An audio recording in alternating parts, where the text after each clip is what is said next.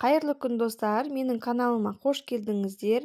Бүгін сіздермен осындай дәмі өте керемет болып шығатын, сыры созылып, тура пиццериядағындай жып-жұмсақ болып шығатын пиццаның рецептісімен бөлісетін боламын.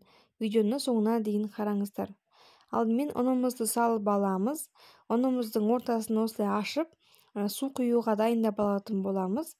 Бөлек ыдысымызға жылы суға 1 қасық тұз, орта қасық қант саламыз. Орта қасық құрғақ ашытқыны салып, жақсылап араластырамыз. Араластырғаннан кейін 5 минутқа қойып қоямыз.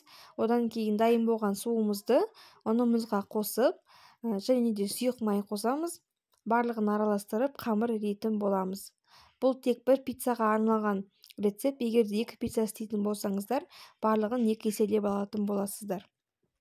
Қамырларыңыз тым қатты болып кетпесін, жұмсақ, қолға жабыспайтын қамыр илеп шығамыз. Дайын болған қамырымызды жарты сағатқа жылы жерге қойып қоясыздар. Енді біз пиццаның соусын дайындап аламыз. Табамызға сұйық май құйып, оған тураған пиязымызды салып, жақсылап қуырып аламыз. Одан кейін 1 қасық томат қосамыз.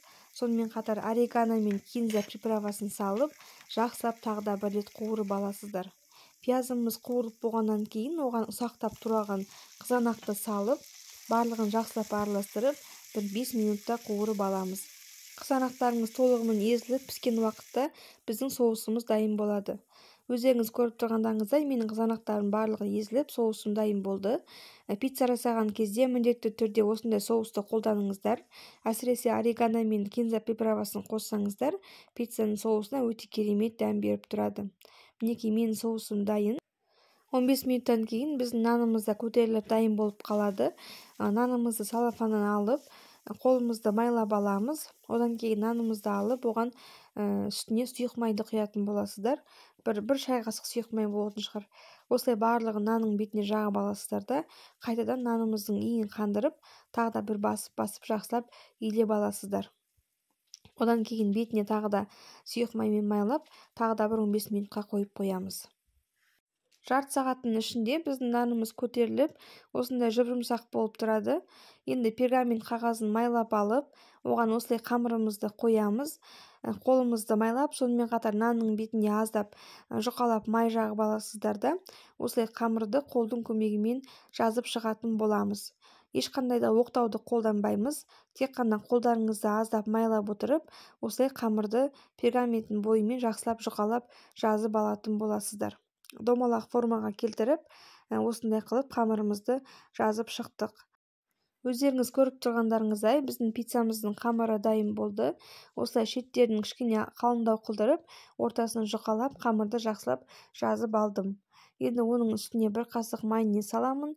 Сонымен қатар жаңа дайындап алған соусымды салып, екеуін жақсылап араластырып, осы пиццаның қамырына түгелдей барлық жеріне жеткізіп, соусымызды жағып шығатын боласыздар. Мен дайындаған соуста тек қана 1 пиццаға арналған соус. Егер тағы да 1 пицца істейтін болсаңыздар, соустың да барлық ингредиенттерін 2 еселеп аласыздар. Соусымызды жағып болғаннан кейін бетіне аздап қана сыр себеміз. Мен бұл жерде моцарелла сырын қолдандым, Савушкин фирмасынан. Енді сырымызды сеуіп, духовкада 160 градуста 20 минутта пісіріп аламыз. Біздің пиццамыз піскен уақытта 5 минут бұрын духовкадан алып, осылай бетіне қалған сырымыздың барлығын молынан сеуіп шығатын боламыз.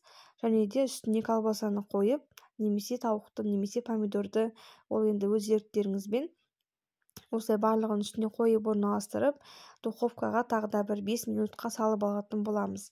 Мінекей біздің пиццамыз дайын болды. Иісі өте керемет, дәмі де керемет болып шығады, қыздар.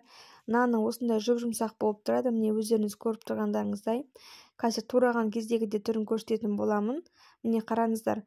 Пиццаны алған уақытта осылай сыры созылып, керемет болып шығады. Қамырларыңыз жып-жұқа, сыры созылып, тура пиццериядағындай пицца болып шығады. Рецебі өте оңай, жасап көріңіздер. Рецепт ұнап жатса, маған тіркеліп алыңыздар. Алда тағы да рецепттермен бөлісетін боламын. Ас болсын.